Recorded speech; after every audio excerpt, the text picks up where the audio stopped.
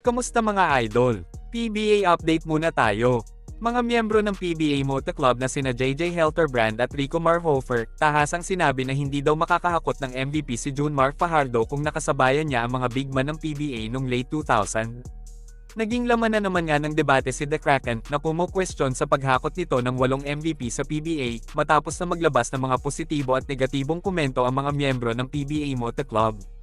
Alam naman natin kung gaano kadominante si Junmar ngayon sa liga. Lalo na at walang mga aktibong manlalaro sa PBA na kayang pantayan ang tangkad at versatility niya sa loob ng basketball court. Kaya naman hindi kataka-taka na makahakot siya ng 8 MVP sa PBA na kung tutuusin hindi kayang tapatan ng kahit sino mang basketball player.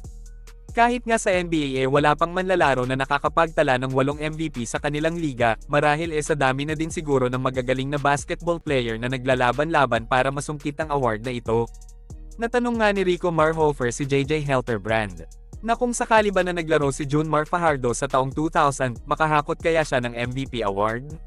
Sa panahon kasi na yon nasa kasagsagan pa ng kasikatan ng karir nila sina Ali Pic, Asi Taulava, Eric Menk at Andy Siegel na puro mga Phil-American player mga idol.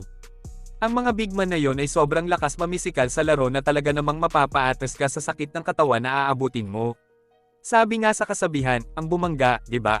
Kung ilalagay daw si Fajardo sa panahon na yon, malabo daw na makasungkit siya ng 8 MVP ayon kay Helterbrand. Hindi naman daw niya sinabi na walang tsansa na makasungkit si The Kraken ng MVP award. Ang sinasabi lang niya mahihirapan si Junmar kung nailagay siya sa sitwasyon nung panahon na yon. Sa ngayon kasi madali na lang maitulak ni Abay ang mga bumabantay sa kanya. Kahit nga magtulong-tulong pa ang import at locals ng kalaban na koponan hindi siya kayang pigilan. Madami nang ang coach ang nagpatunay na hindi nila kayang resolbahin ang problema kay Junmar Fajardo. Isa na nga dito si Coach Yeng Giao ng Rain or Shine na matagal nang sinasabi na malaking problema talaga nila si Abay noon pa. Samantala, si Mon Fernandez naman na isang PBA legend at former SMB player din sumang-ayon naman sa sinabi ni JJ Helterbrand. Ayon kay Fernandez, wala daw kalaban si The Kraken kaya napakadali lang sa kanya na manalo ng MVP. Kung meron lang daw kompetisyon sa liga siguradong mahihirapan daw si Junmar na makasungkit ng madaming Most Valuable Player Award. Ayon pa nga kay El Presidente, kayang-kaya pa ni Fajardo na makahakot ng 10 MVP award kasi daw walang makakapigil sa kanya. Yun kung healthy din daw si Junmar at wala siyang injury. Hindi din naman kasalanan ni Abay na wala siyang kakompetisyon na big man sa panahon niya ngayon. Unang-una, ang daming malalaking player ang pumasok sa liga nung panahon niya kagaya ni Greg Slaughter at Sonny Tost.